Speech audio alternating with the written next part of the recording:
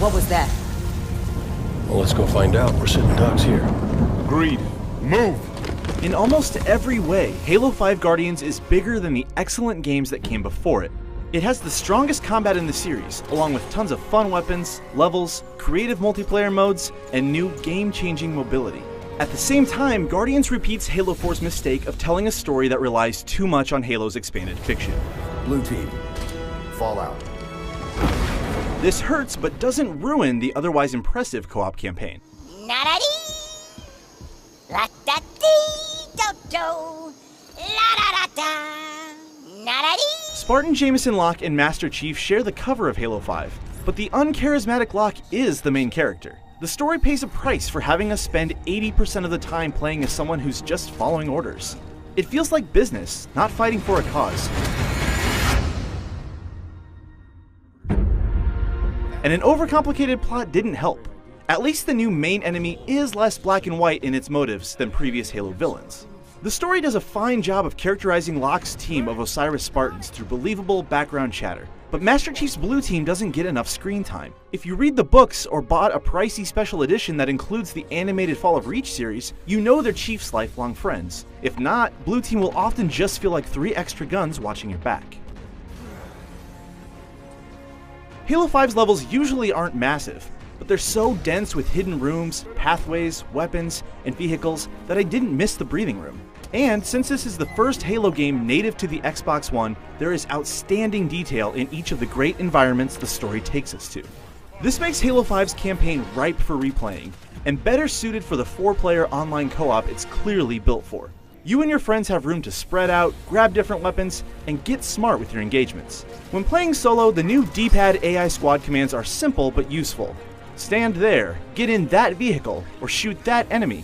This is a huge improvement over past games where allies took forever to jump onto your turrets, and it's great for taking out important enemies too. But sometimes teammates just didn't listen, or weren't quick enough to revive me, which led to frustrating game overs. Halo 5's arsenal is vast and fun, largely because weapons that used to be weak are now useful. Iconic favorites like the battle rifle and rocket launcher are still satisfying, but there are unexpected gems too, like the suppressor. It's mediocre in Halo 4, but its new homing rounds make it great against quick targets. Enemies are just as diverse. Forerunners are fast, and those annoying drones from Halo 4 are rarer now. They're challenging, but no longer overbearing. One major improvement is with the Invisible Covenant Elites, whose shimmering effect is very effective on new-gen hardware. They took me out more than usual, which was a nice surprise. The campaign's not the best in the series, but Halo 5's multiplayer is excellent. The big new attraction is Warzone, and it's my new go-to mode. In this expanded version of Big Team Battle, you don't just fight the other team, you earn points by capturing locations and killing tough NPC bosses. There's more than one way to win, so great comebacks are entirely possible. Warzone's maps are huge enough to accommodate vehicles, but provide ample cover to give infantry a chance. Matches are longer than usual and require resource management, which is a new dimension for Halo. If you spend your rec points early, you'll probably outgun most enemies you find. However, a frugal opponent might later pull out a tank, when all you can afford is a rifle. It's well balanced. No strategy seems dominant, and nothing beats skill. A smart player could carefully approach that tank from cover and destroy it. Arena is classic 4v4 Halo at its finest. Its slew of options is impressive, and Halo 5's new mechanical improvements apply to multiplayer as well as campaign. Boosters and hoverjets that switch on while you aim in the air now feel essential. They allowed me to shoot from cover, avoid damage, and make better use of the maps. They're fun tools that widen your tactical options. Clamoring is a huge addition as well. As long as you get close to a ledge, your Spartan will grab on and hoist itself up. In game modes where time matters, clamoring is a godsend.